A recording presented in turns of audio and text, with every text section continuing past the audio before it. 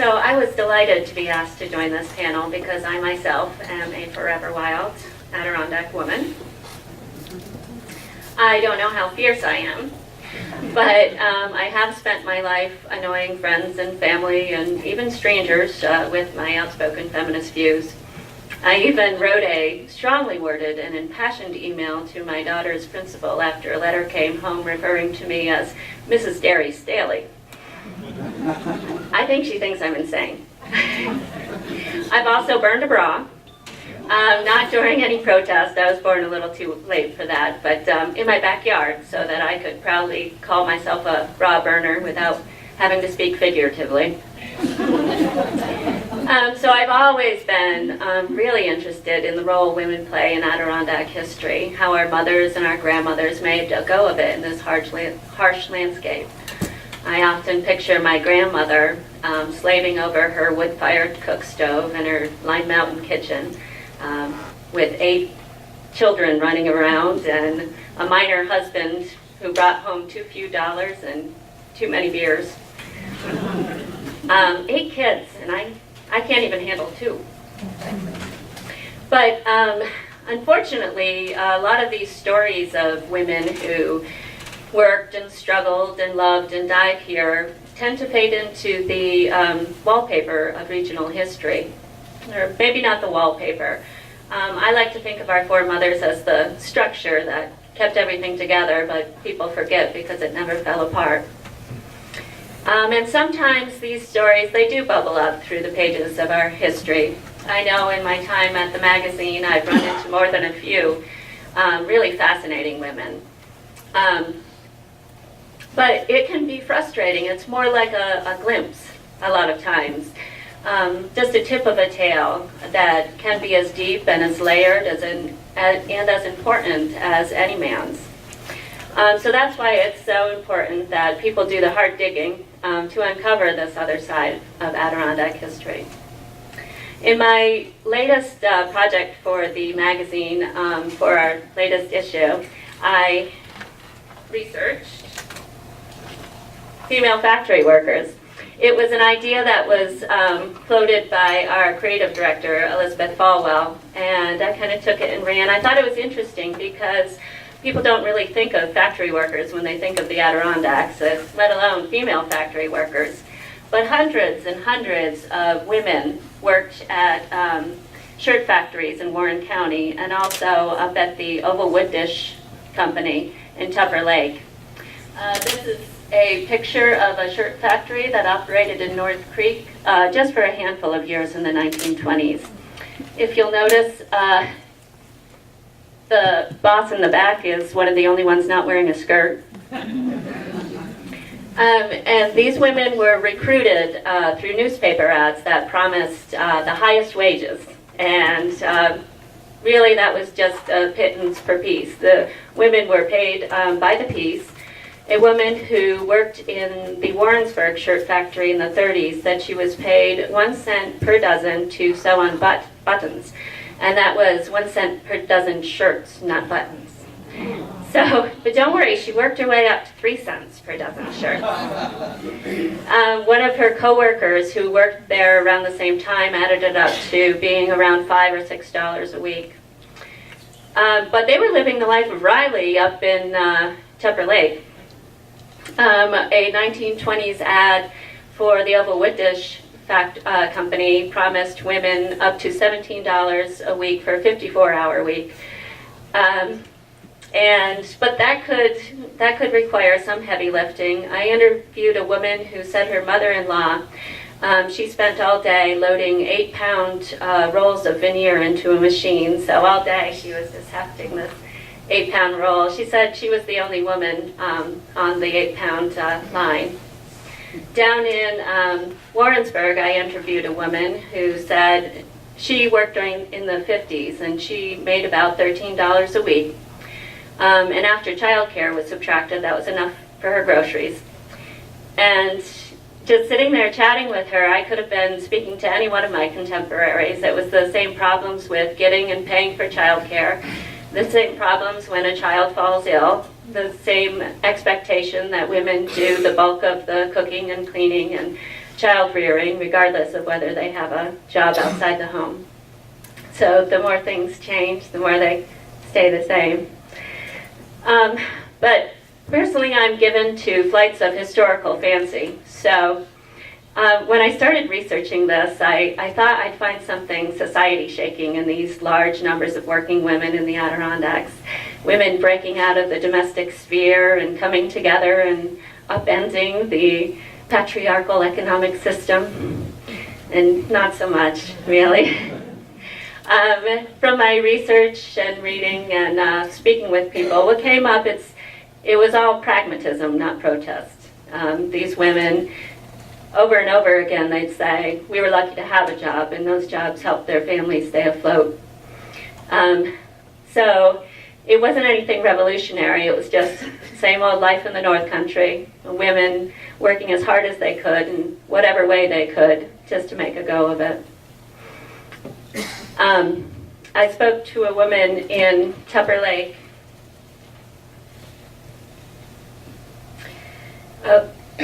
Ms. Patty Francisco, who told me that it was a matter of survival, of putting food on the table. Women just knew they had to do something.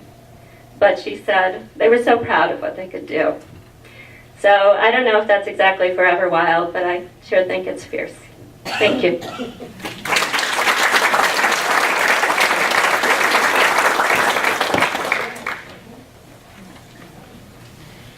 Hello, my name is Jess Collier. I work at the Regional Office of Sustainable Tourism, also known as Roost. We're the tourism bureau that represents 3 of the Adirondack counties.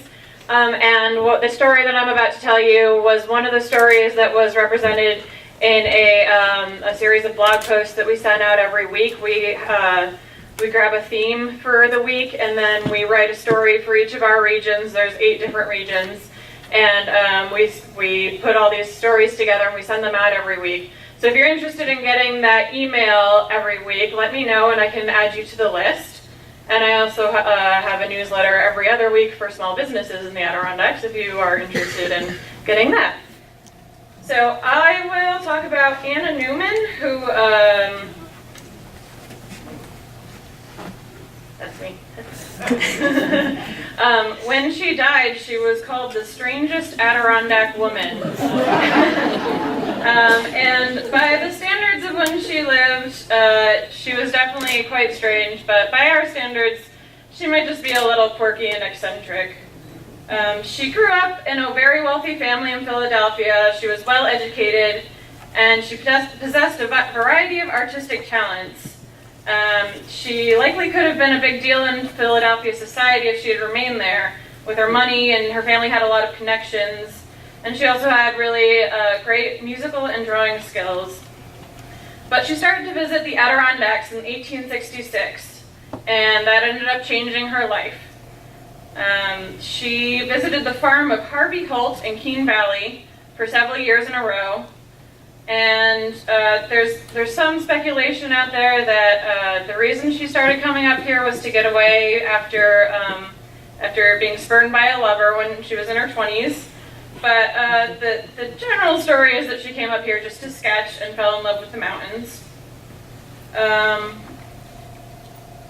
It didn't take long after starting to visit that she got interested in hiking and fishing and the general Adirondack lifestyle.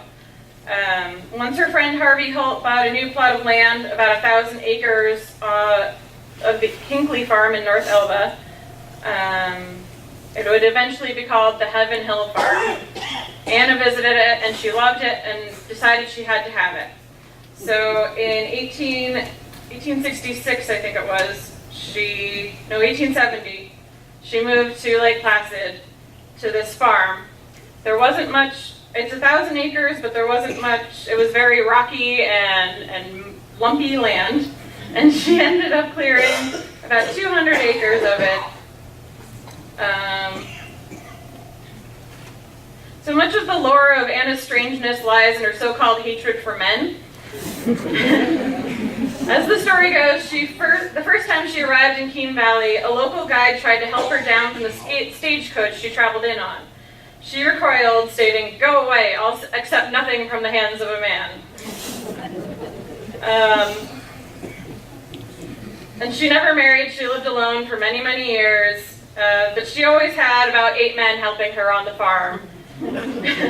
There was one time she went hiking with Old Mountain Phelps, one of the historic Adirondack guides, and he tried to, he was taking her over Marcy, which at the time was, well, it still is, very difficult and takes a lot of effort. And a woman in the 1800s wearing the clothes that women had to wear back then made it very exceptionally difficult. And Old Man Phelps had tried to help her over a difficult part, and she said, "Get away from me. If I can't do it alone, then I'm not going to do it." But a little while later, after he had gone off in front of her, he heard her squeal and turned around and saw that she had fallen down in the mud. And he helped her, he picked her up, and she didn't protest at that point.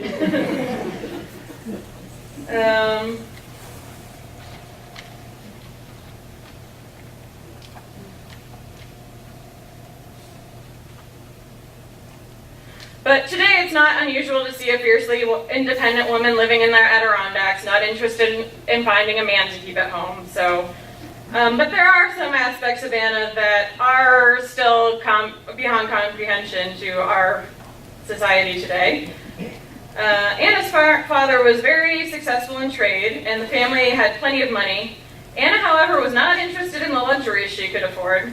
She could easily have paid a housekeeper, a butler, a maid, and other many household help, but instead she often did most of her household chores alone.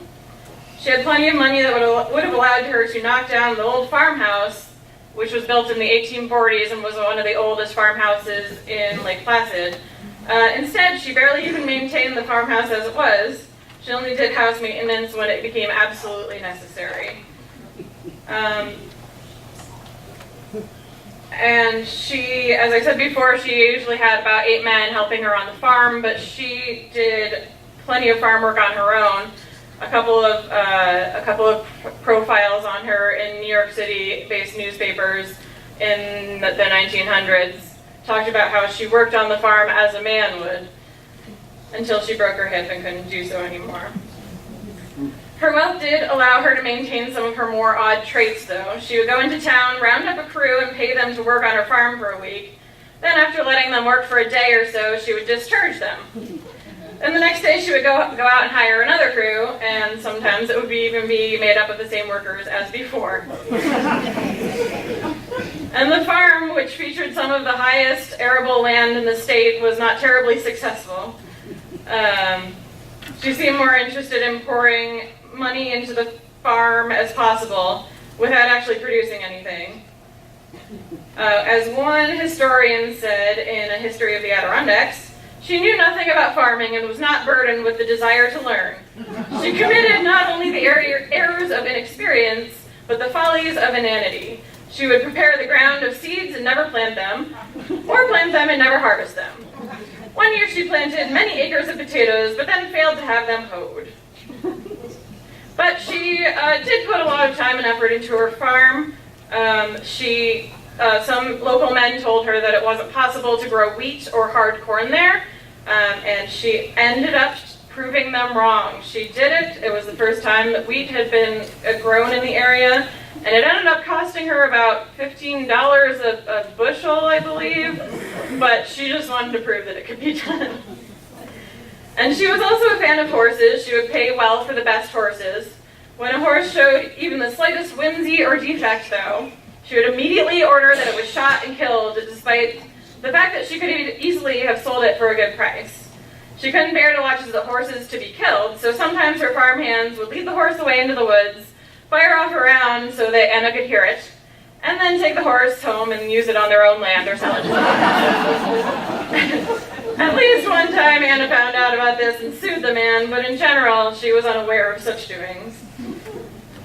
I have a picture of... There's her with one of her prize horses. Despite Anna's many quirks, she was loved by her neighbors because she was unfailingly generous to those in need. More than once, she paid for families to get back on their feet after fire demolished their homes and all their belongings. She also gave a cow to one poor family, and she even let one poor family live on part of the farm for no rent, for many years until they weren't keeping the place up as well enough, and she decided to kick them out. She also funded the church she was heavily involved in down the road from where she lived, and she taught Sunday school there weekly. And she helped the families that she got to know there as well. She usually kept one of the Sunday school students as a servant. And the local family appreciated her philanthropy so much that a portion of Lake Placid near where she lived was named Newman in honor of her, when a post office was built near the train station so people didn't have to schlep up the hill to the main Lake Placid post office. In the end, Anna's oddities led to her demise. She never bothered to put a railing around her porch, and one day she fell over the edge, breaking her leg. She refused to let the doctor set her leg immediately, sending him away even when he tried to help. He wanted a woman to help, or she wanted a woman to help instead. The doctor knew her better than she thought, though, and he remained on the property, knowing that eventually the pain would get the better of her. It did eventually, and she sent for him a little while later. But the leg never healed properly, and she wasn't able to do work on the farm, as she had always done, and she ended up passing in 1915.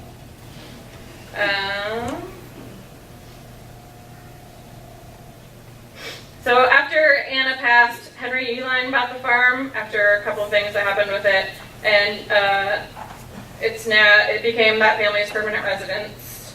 And it's now the home for Adirondack Foundation and host of many nonprofit activities. Oh, that's the land. That's a 1903 sketch when she was still clearing the land, but you can see how rough it is and how impressive that she was able to get crops to grow there.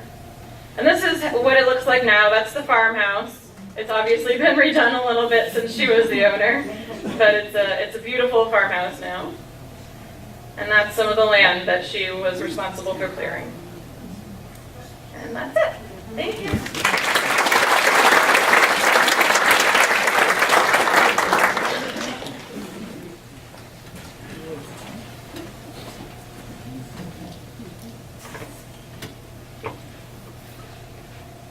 Is that good? Can you hear me? Okay. I was getting a little nostalgic driving here today because I realized this is where Kate Field started, right here in this auditorium. 12 years ago was the first time that I performed as Kate Field and several other great Adirondack women. So this is really exciting for me to be here today. Kate Field. Kate Field, the Chicago Tribune called her the most unique woman the present century has produced. She had Amazonian pluck, a graceful carriage, highly cultivated mind, and she was a feisty social activist. She was the daughter of two actor parents, and they sent her to Boston to live with her rich aunt and uncle. And they supported her very lavishly and even took her to Paris and Rome and Florence. And so she became associated with the very social elite and cultural elite of Europe.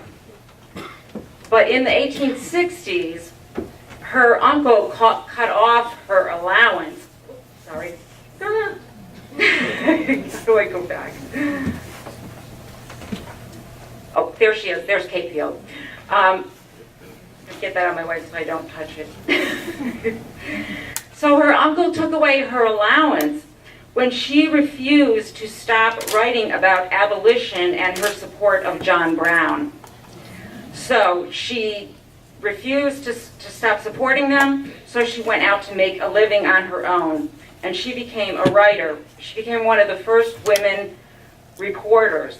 And she wrote for New York Tribune, the New York Herald, the Atlantic Almanac, and some other papers. And in the 1890s, she even started her own newspaper, Kate Field's Washington. She had always wanted to be an author. She also wrote 4 books, and she had always wanted to be an author. She said, "I should be perfectly miserable if I thought that I could never write. After all, I prefer the fame of an author. The singer or actor, if successful, reaps golden harvest, but no sooner dead than forgotten. How fleeting, how sad is their fame, but the author, how different.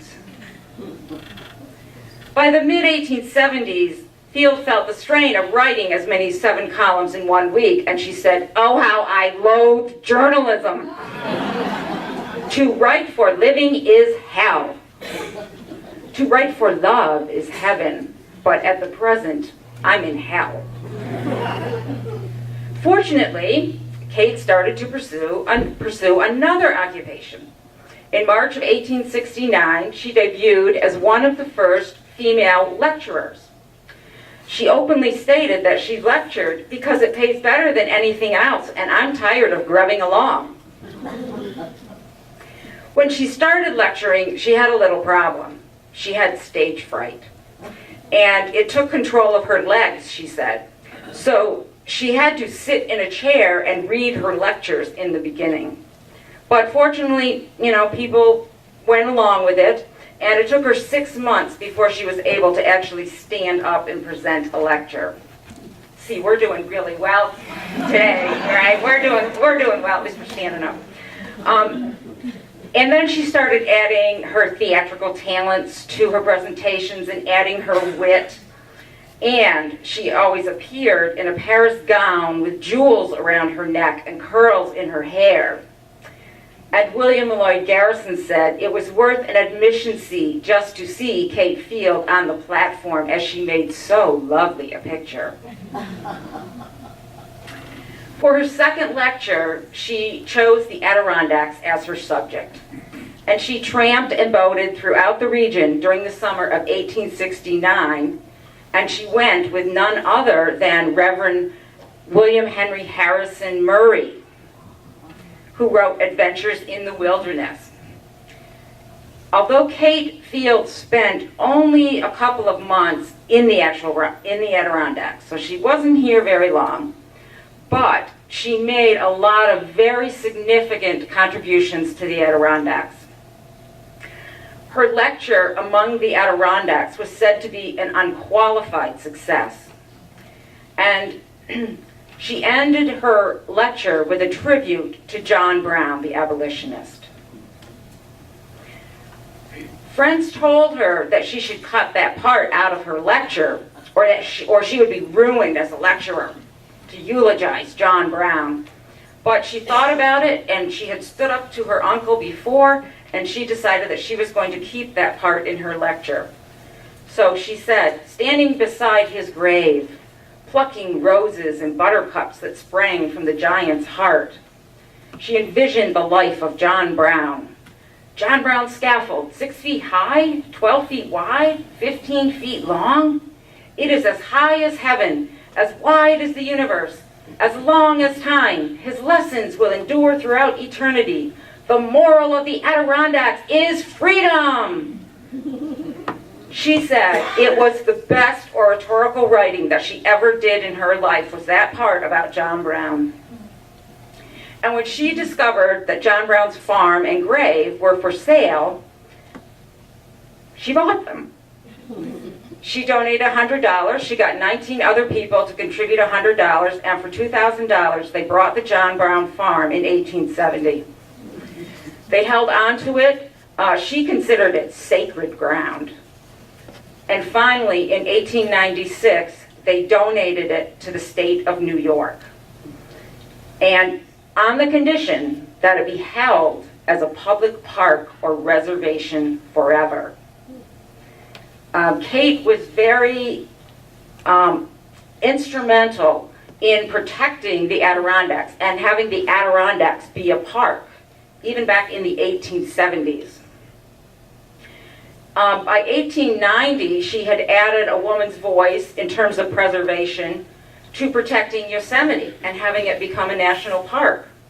She visited the park and she was very disturbed by the hideous barbed wire fences. She said, turning the forest and azalea bowers into wired hayfields is an outrage against nature. Cutting down trees promiscuously and leaving an army of stumps is murder. And so within a couple of days after her article appeared, Yosemite was made a national park, and so she took credit for that. Why not? But she was also interested in protecting the Adirondacks way back in the 70s. And she was interested in saving the waters and the forests, but also she was already interested in saving wilderness. And she quoted Thoreau in some of her lectures about life consists with wildness and that kind of thing. But she also thought the Adirondacks should be preserved for their recreational value. Now, we all kind of think that today, I think, but this was really revolutionary in the 1870s, and especially for a woman to be saying this. She said the mountains were intended by nature to be the eastern pleasure ground of the United States. Now, of course, when she said this, the local sportsmen were not very happy, because they didn't think that women should be out in the woods, because, number one, nothing in their education made them appreciate such places, and number two, they had no capability for physical exercise. And so, Thomas Bangs Thorpe said, "Let the ladies keep out of the woods." And Kate fired back. "If several hundred men think that the life-giving principles of the North Woods were instituted for the benefit of a few guns and rods, they are sadly mistaken." She also recognized the misuses of recreation in the forest. So I kind of think of her as like in the 1870s already thinking of this leave no trace ethic kind of thing. Usually when people went camping out in the woods, they would clear an 18 to 20 foot square of the woods and build a shanty, right? Every time they went out, they'd build a new shanty and clear a new little section, right? Well, she said people should bring tents. "It is cruel to stab a tree to the heart merely to secure a small strip of bark. It's ungrateful to destroy the pine and the balsam. Let there be tents." So, Kate Field helped preserve the Adirondacks. She preserved the John Brown farm, and she preserved a most witty and humorous narrative of a group of women camping out in the woods in the Adirondacks in 1869. Would you like me to see if she's here today to do a little bit of that lecture? Let me see.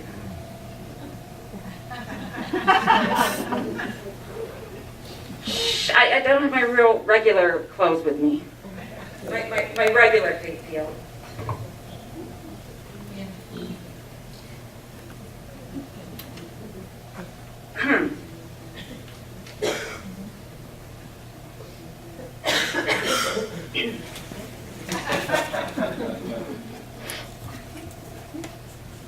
I am Kate Field from Boston. As I prepared to leave Boston and camp out in the woods, my friends warned me of Indians and animals and anacondas and other imaginary obstacles. For you see, there were 4 of us on this trip, all women. 4 women, exclaimed our critics. Take 4 coffins with you into the woods. Friends wept over me as if I were going to an early grave. So,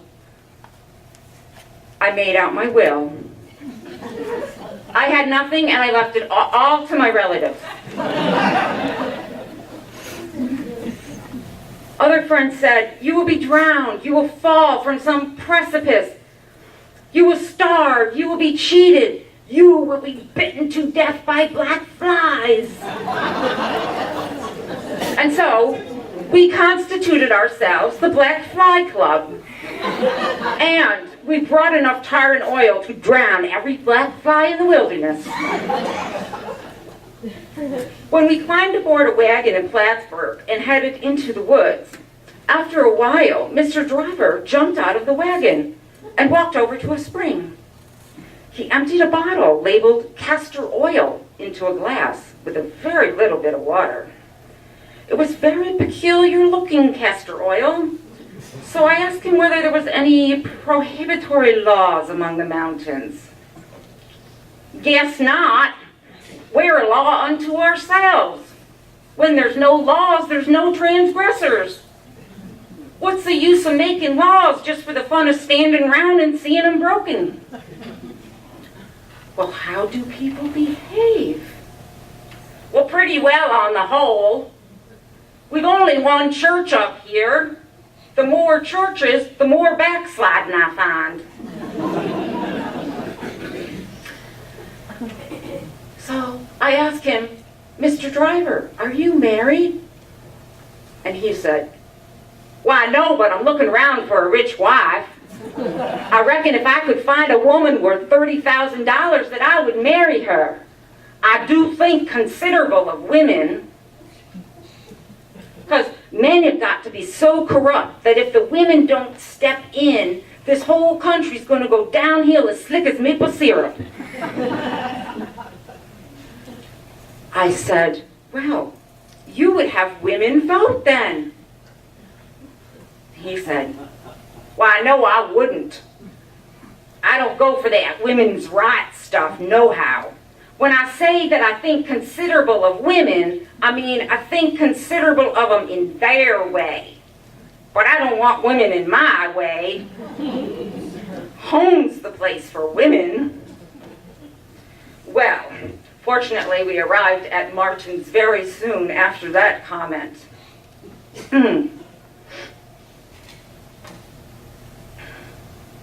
And trunks and guns and fishing rods lied about in hopeless confusion, and flannel shirts and boots proclaimed the downfall of that tyrant fashion. And everybody looks as if the business of life were simply to lounge around and despise store clothes. At least this is the impression produced by everybody of masculine gender. Men, they know the meaning of personal comfort. Women glory in discomfort. It is a mistake, for even the beaver has his townhouse and his country house. So women, helter-skelter, off with silk gloves and fancy hats and linen collars, and on with bloomer and stout boots and a felt hat, and we women can become helpful human beings. Now, as we set to go off in the woods, the proper lady sat on the hotel porch and looked at us. But they sat there in the discomfort of their corsets and crinoline and long dresses, and they looked at us and said, "You are maniacs!" But we did not care. We left behind the madness of muslin and newspapers, letters and dirt and steam and dust and noise, and we went off in the guideboats. I was nothing but a waif. Day after day we floated along on the lakes and rivers. Out here in the woods, you take in life at every breath. And in the first breath, we took in midges. And then mosquitoes. And then black flies. And so we disguised ourselves in tar and oil. But I wondered, would any man ever fall in love with a woman smeared in tar and oil? Certainly, tar and oil combined with mosquitoes would kill even the passion of Romeo and Juliet. There was great individuality with regard to keeping the flying pests away at night. Now, Mrs. Winky, for example, she has a high regard for her ears, which she swathes in order to protect them from the wandering minstrels. Then she puts on a hat to keep off the cold. Then she ties on a veil to keep the hat on, after which she puts on a sportsman net as fortification against the mosquitoes. Thus, she appears. If she were set up in a cornfield, she would scare away even the bravest of crows. But that first night, sleep will not come because of our neighbors, the frogs. Their orgy begins with a noise that resembles the drawing of corks, after which they drink. And then, dividing into tenor, bass, and baritone, they bring forth a 3-part song with a short intermission for refreshments, which they keep up until dawn. At dawn, we are creatures of appetite, for in the woods, everyone is always hungry. Now there is trout and venison, of course, but there's also flapjacks. What would become of the wilderness without flapjacks? They are the beginning and the end of all things. He who has experienced the joys of flapjacks and maple syrup has not lived in vain. Suppose we do eat everything off the same plate, and suppose we are reduced to using 2-pronged forks, and suppose that we do use our blouses as napkins. If we are happy, then all is good, and we are happy. Now, I was surprised when I went into the woods that there were so many readers of the Tribune newspaper. When I went to Blue Mountain Lake, the lumberman put a copy of it into my hands. And then I stayed at a cabin in Racket Lake where all of the walls were papered with Tribunes. I thought that was most interesting, to wake up in the wilderness and find yourself greeted by political economy, and to be able to read your morning paper in bed. That's quite a treat in the wilderness. At last I had to leave the woods, but I did return a few months later, and I climbed Whiteface Mountain in the rain, and I did some fishing and some hunting. Now, I had never before handled a rifle, and I shot a 200-pound buck. And I assure you, it was shot legitimately. Nobody held it by the tail. Now, what do you think I did with that deer? Well, we took it back to Boston, and we had it stuffed and put into a trophy on the wall. And what do you think I did with the tail? Well, the tail ends right here.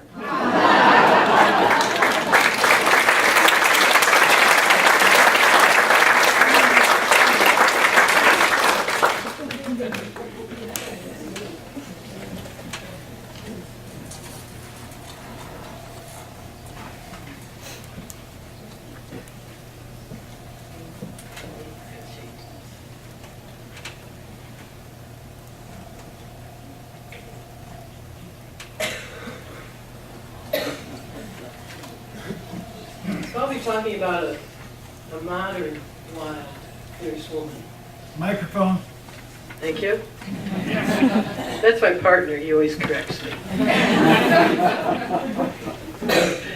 So I'll be talking about a modern, wild, fierce woman, Barbara McMartin. I knew Barbara, not real well, but enough that I knew that whatever her wildness was, I really loved. Because she just spoke it like she felt, and that was it. And she was very active in the Adirondack Museum. So I wonder how many people here in the audience actually knew Barbara in some level. Well, not as many as I thought. I was very happy to be asked to talk about Barbara because of all the contributions she's made to the Adirondacks. In the form of her guidebooks. Originally started out in the 70s, and I was living in central New York at the time and used her guidebooks.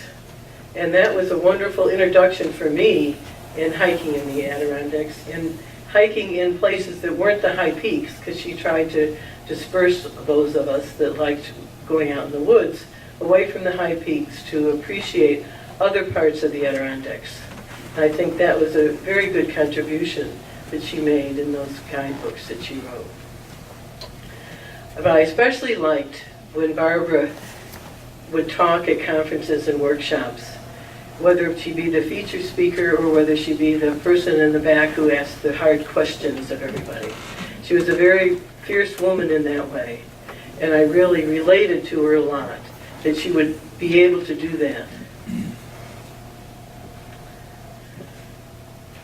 When Brian Mann and Barbara McMartin died in 2005, September 2005, of cancer. And at the time that she was going under chemotherapy, Brian Mann of North Country Public Radio interviewed her. And there's a wonderful clip on NCPR of this interview in 2004 when she was undergoing chemotherapy. He asked her how she felt about the gentrification of shoreline development. She responded, only as Barbara McMartin would dare to respond. And it was wonderful hearing her voice, so I won't try to mimic her, but this is what she said. Nobody's thinking the big ideas. Is this the park we want? The park agency does not have the time or the something, the constituency, I'm not sure what, to really sit back and look. I miss Barbara. That was 10 years ago. That was over 10 years ago. I'd like to talk to Barbara about what has happened since she has died and how the park agency and the Department of Environmental Conservation, specifically New York State, has even moved further away from what I felt was her real contribution to the Adirondacks, which was saving and protecting the forest preserve.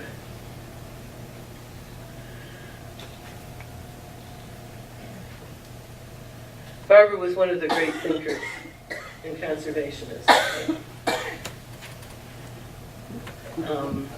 Isn't that a great picture? I emailed her son, James Long, who was going to try to be here today, and I hope he wasn't one of the people that got turned away. But I asked him for a picture, a photo of her, and he sent me this. He said that was her favorite photo.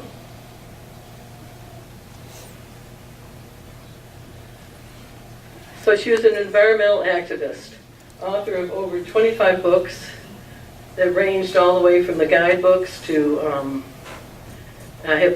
I'll go through some of the specific ones of my favorite, which is Perspectives of the Adirondacks, about the history of the contested terrain, which is another book that's written by somebody else. But she was an officer in the Adirondack Mountain Club, the Association for the Protection of the Adirondack.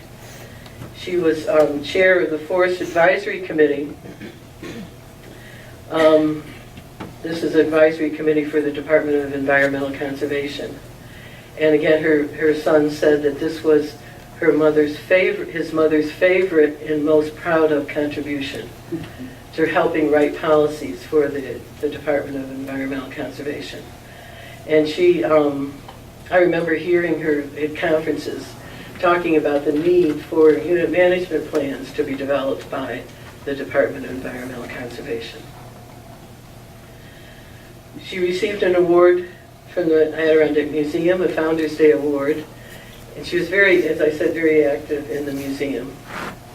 She received 2 awards from the Adirondack Council, and again, her son said her heart was really in the Residence Committee to protect the Adirondacks, which she received an award for them in 2004, the Adirondack Park Defenders Award.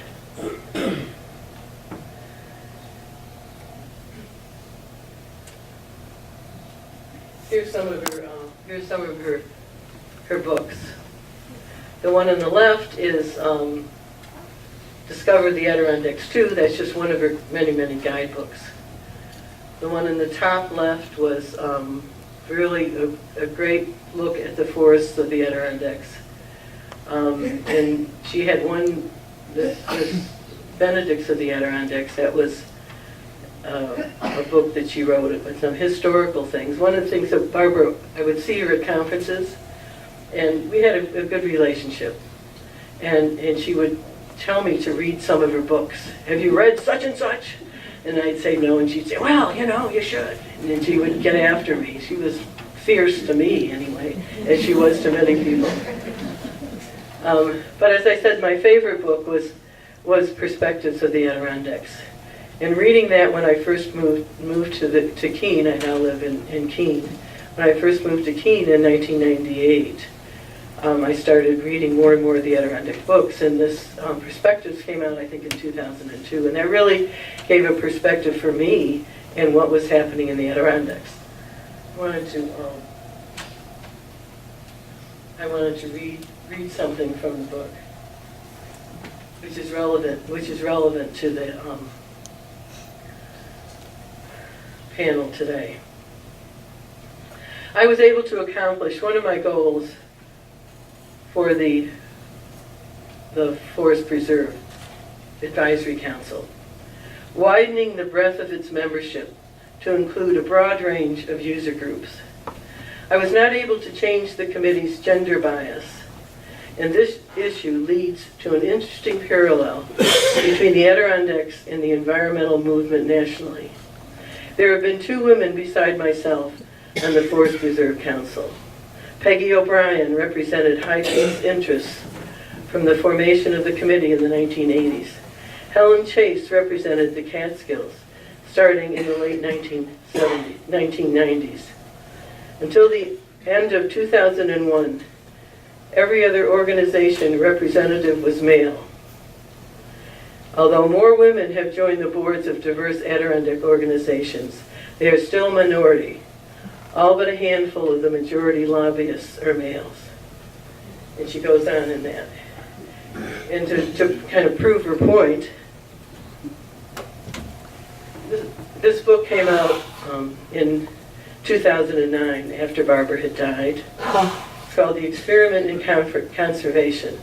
It includes 37 articles written by different people on different aspects of the Adirondacks. 2 are women. One is, no, actually 3 are women.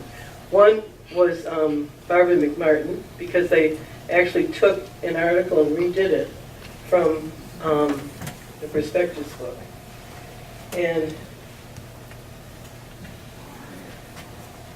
Elizabeth Thorndike, who had been a member of the commission, and a commissioner for the Adirondack Park Agency, and Terry Martino, who is now executive director of the APA, and she was at ANCA, the Adirondack North Country Association at the time. So those were the only 3 women solo. There was Bill Weber and Amy Vetter, who wrote many, many things together. They were a good partner in environmental conservation. So just looking at this book makes me sad. And I do not see many women coming up that are environmental conservationists that would even be close to what Barbara McMartin was. And that makes me sad.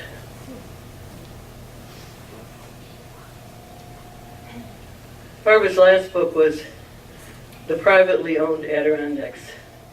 And I'm doing a lot of research for another book on the Adirondacks, and I use this book a lot. It is just filled. It's so deep. It contains so much good information.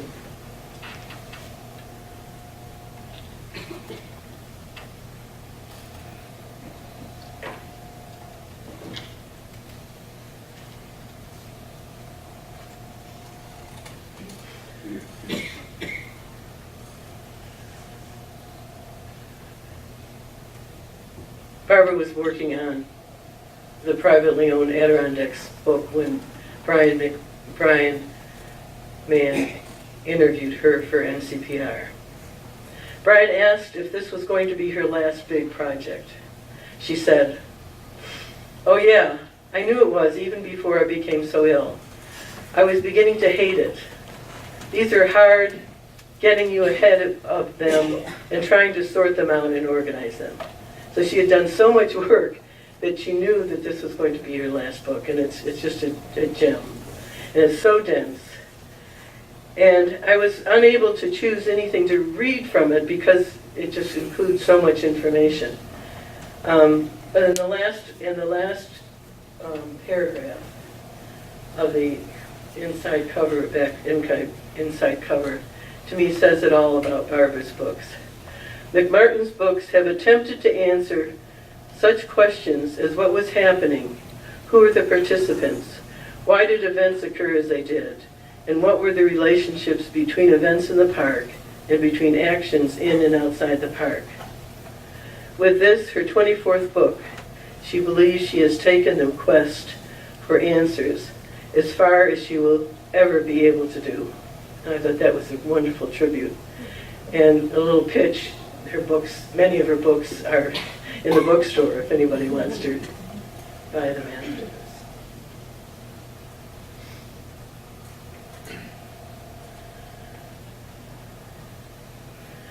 Brian Mann ended his interview with Barbara. He said, thinking about this, books, papers, your roles in organizations, how do you see this, your contributions? How does it all fit together? And Barbara answered, well, I think it was fun, and she laughs. I wouldn't have done it if I hadn't enjoyed it. I think it brought together a lot of my talents, which I certainly think did. Now I'll end with some personal stories. So I first met Barbara at Sagamore. There was a conference being held there in 1996, and I was not living in the Adirondacks at the time, but I had purchased property in Keene, and it was in mid-May, and I was camping out on my property, and I camped out in the truck of my car, thank goodness. I woke up that morning, the car was filled, the car was covered with snow. This was mid-May. Now, I thought I'd been real smart. I'd taken all my camping gear and stuff and put it outside because I wanted to have enough room inside, and so I had to do all this and everything. And then driving through the snow to Sagamore, and the snow was still there, and mid-May, I felt real strong. I felt like a real Adirondack woman, and I was so proud of myself. And I went to this conference, and there were all these Adirondack people there. I didn't know many of them. And I was sitting in the main room there, in the main building at Sagamore. If you've ever been there, there's a big round table. I was sitting there with eight or 10 people, and I was proudly telling them that I was going to write 3 books on the Adirondacks, and I told them my stories and what I was going to tell about, and all of a sudden this woman sat there across from me and she said, I've already written them. So that was my first formal introduction to Barbara McNary. And so we became buddies kind of after that. And I just really appreciated seeing her at all the different conferences and hearing what she had to say. And I'll end with, this is the view from Blue Mountain, from where we are. I came, and I used to go to some places just on purpose because Barbara was there. And one of them was she gave a talk about her own personal gardens. And she gave the talk right here in this room. And there were a lot of people there, not as many as here, but a lot of people there. And she gave this wonderful talk about her own gardens. So I went up to her afterwards. And I said, gee, I really enjoyed your talk. And she said, yeah. She said, look at the people here. She said, I think they like me. That was Barbara.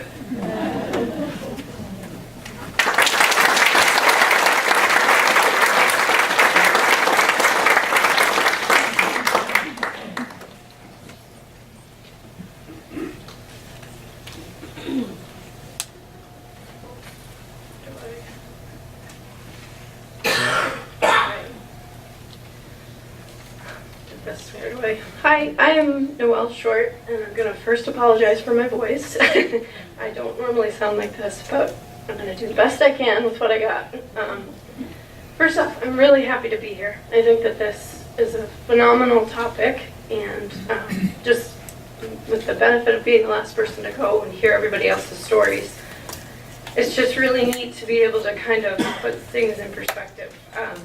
I live in Tupper Lake. I'm from Tupper Lake.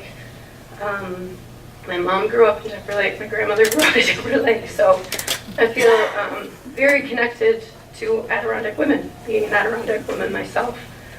But thinking about John Brown Farm, thinking about Heaven Hill Farm, Barbara McMartin's books, I've studied them. I've stacked them and organized them when I worked at Haas's Country Corner for a summer job. The Oval Wood Dish, just all of these places that are a fabric, just to now have different kinds of ideas about the history of them has really been a pleasure to listen to. And one of my favorite things about today is there is an awesome shirt in the front row that has been around for as long as I can remember. It says Adirondack Women Forever Wild. So that caught my eye as soon as you came in and brought me back. So I as said earlier, I teach at the Long Lake Central School.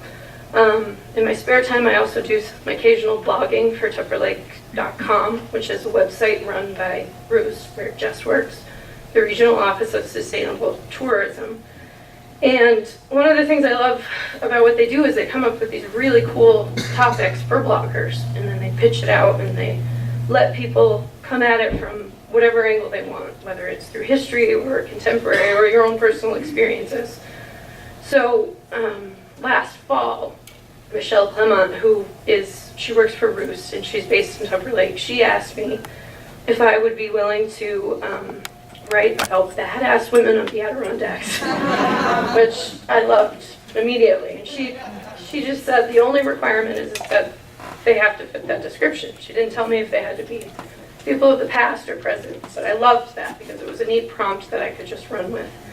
So today I'm actually going to talk about two women that I think fit the description of badass women of the Adirondacks, who are fierce, and they are alive and well and doing their thing, and they both live in Tupper Lake. So the other requirement was that I had to look at that topic through the lens of Tupper Lake. So with that said, Amy Farrell is the first woman I'm going to talk about. No, anybody in here, does anybody know Amy? No? It's great. Just one person. She is, this is on the Bee Bridge in Tupper Lake, their bike. That's Amy and her daughter Ruby. So Amy is the physical education teacher at the Tupper Lake Middle High School. She also owns and operates Fost Motel, which is in the Junction, with her husband Kevin. She has an 11-year-old daughter named Ruby, and she's a professional triathlete. And she actually last year, she's done, I don't even know how many triathlons she's done, but last year she was plastered all over the local press because she was the 2015 overall winner for the Lake Placid Ironman. So if you're familiar with an Ironman, it's insane. And I don't know why people do it. But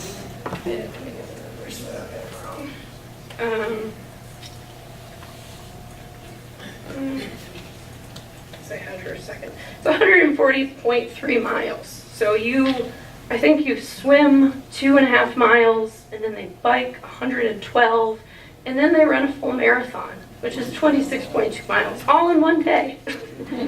And she did this last year faster than any woman in the entire race. She had a nagging injury that had been creeping up on her for the couple weeks that were leading up to the race. And she said she actually even got a 5-minute penalty for a messy pass on a bike, I guess. There's all sorts of rules.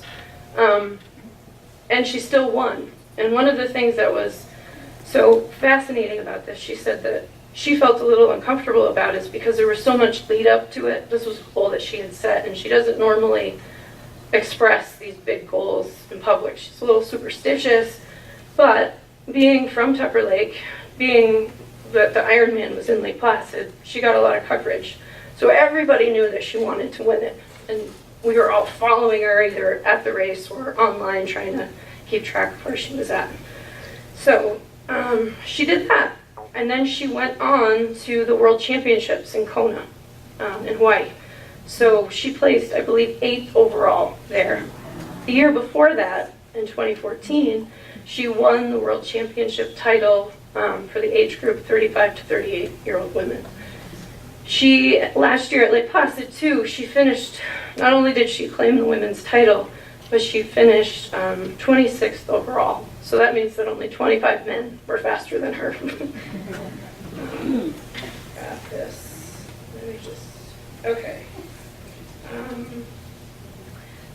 I guess just in terms of what would be fun to share with you is just the process of being able to write about somebody, being able to ask them questions and get answers right now, ask them whatever I want. And that's one of the reasons I love writing, especially from a journalistic perspective, is you get this opportunity to just ask these really great people whatever questions you want. And I asked her how she got into her active lifestyle. She came back and told me that it might have been the fact that she was the 4th grade push-up champion, or it was her first triathlon when she was 16 years old. She grew up in Ogdensburg, and she said that she competed with a 10-speed bike that she got from Ames, and it had a flat tire. But she obviously has a lot of zest, and I think that that's one of the reasons why she popped out to me when I had this prompt. If you spend any time driving through Tupper Lake, you will see her in brightly colored clothing, mismatched patterns. She usually goes to back roads because she has 4 dogs that she runs with, that she calls the Fat Fost Pack. And she just exudes everything that she's trying to teach the kids that she works with every day, because she is a teacher. One of the things, my favorite parts about her, as well as all of her athletic competitions, is her fierce passion for being a mom. This is her daughter Ruby, who's 11, and she will always mention her. She said she's the most important person in her life, and she pretty much does everything that she does to be a good role model to her. This tells you anything about her creative, spunky personality. The first time that I met her, because I used to write for the Adirondack Daily Enterprise, I was covering a cross-country meet for the Tupper Lake sports, and Ruby was just a toddler, but she was at the event, and I complimented her on Ruby's name because I thought it was beautiful. And she said, yeah, we were really just trying to think of, like, if she's going to be a professional skier or snowboarder, what would sound good over a loudspeaker? I think she did. And Ruby actually competes with NICEF, and she does freestyle skiing, so she's well on her path to having her name. This is her with her parents, and you'll notice on her mom and dad's shirts that it says Ruby's mom, and you can actually see it on the color. I guess is a little off today, but Amy's jersey says Ruby's mom too, and all of her gear, every time she races, it says Ruby's mom across her chest, and her the companies that sponsor her now actually print it for her, like they would a number. She said that she started doing that when she was competing in 2007 for the Olympic marathon trials. She didn't make the Olympics. She was very, very close. But she said she needed a little extra fuel. So she took a Sharpie marker and she wrote Ruby's mom across her chest. And it's been something she's done ever since. There's her and her Fost Pack.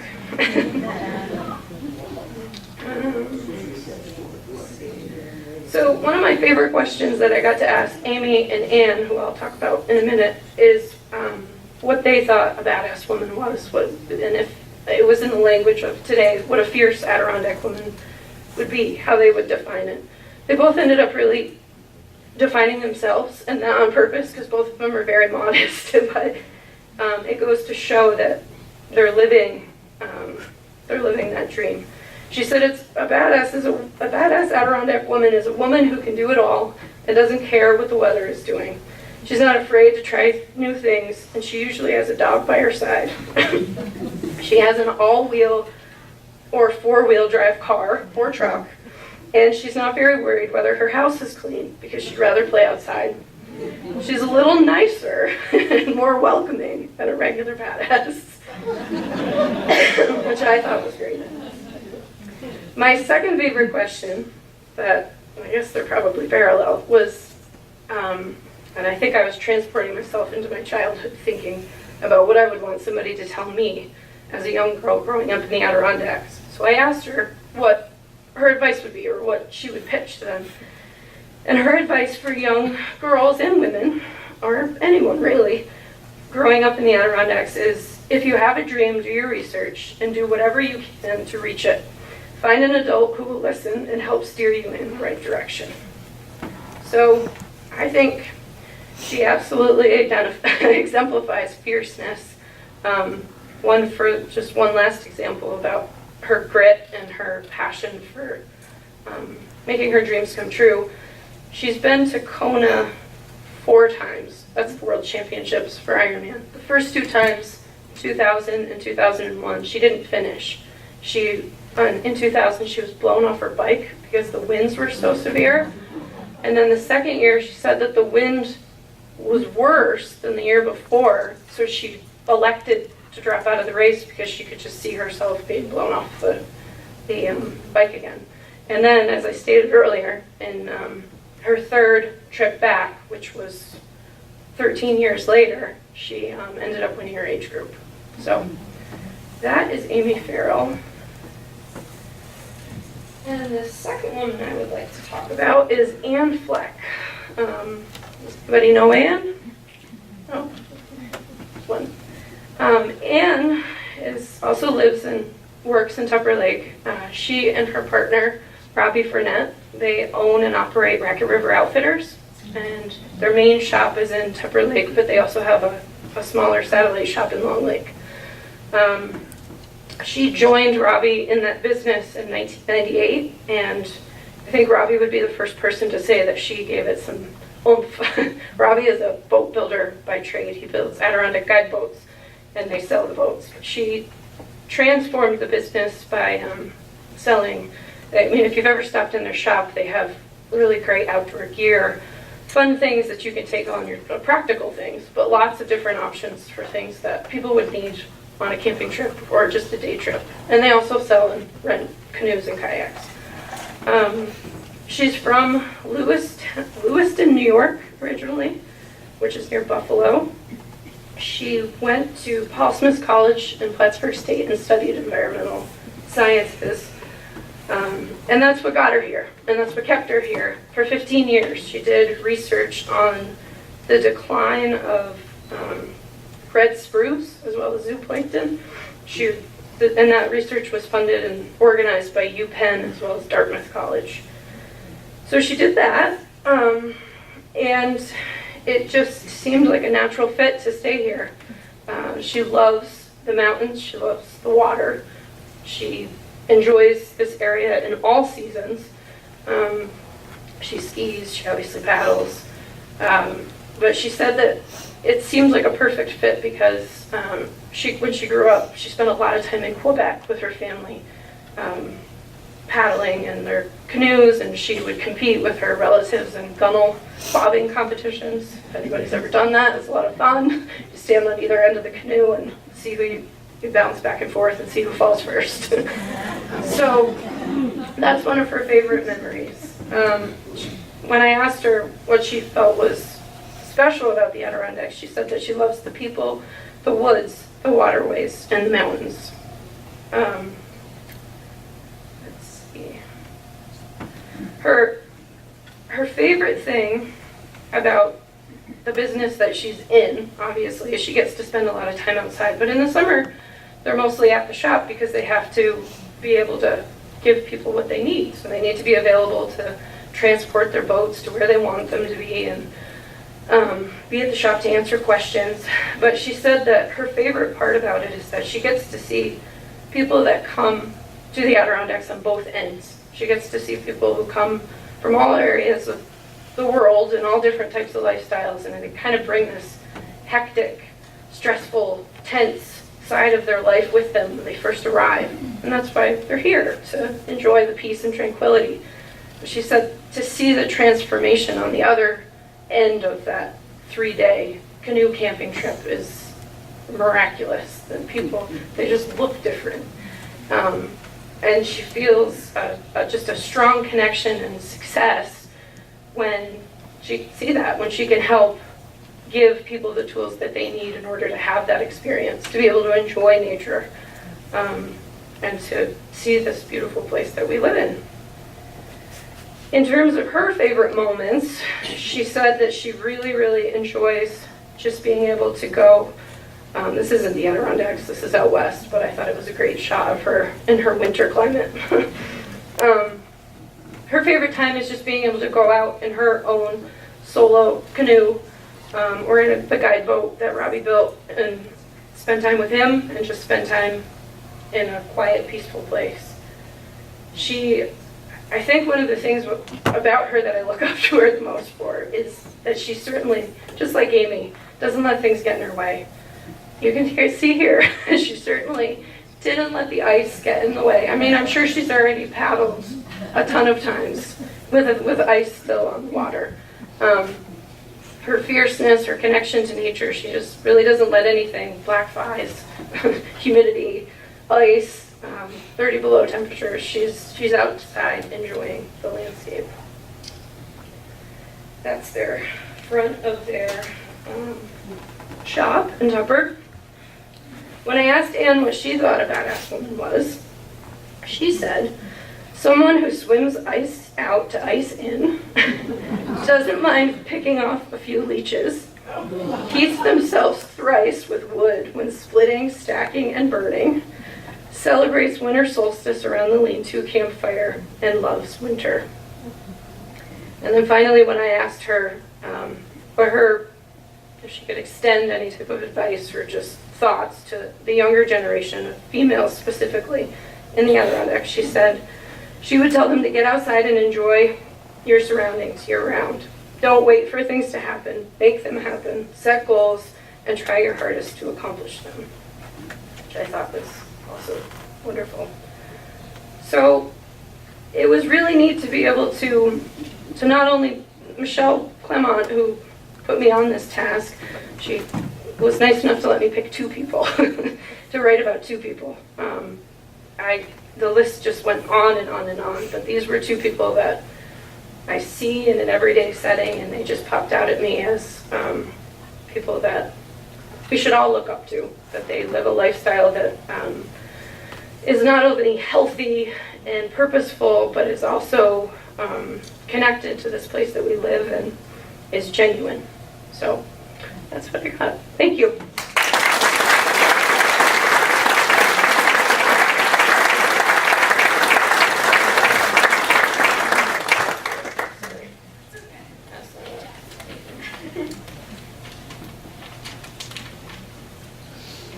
And thank you all for celebrating Women's History Month with us today. And thank you to our accomplished panel for bringing to life some fierce and fabulous women today. Are there any questions?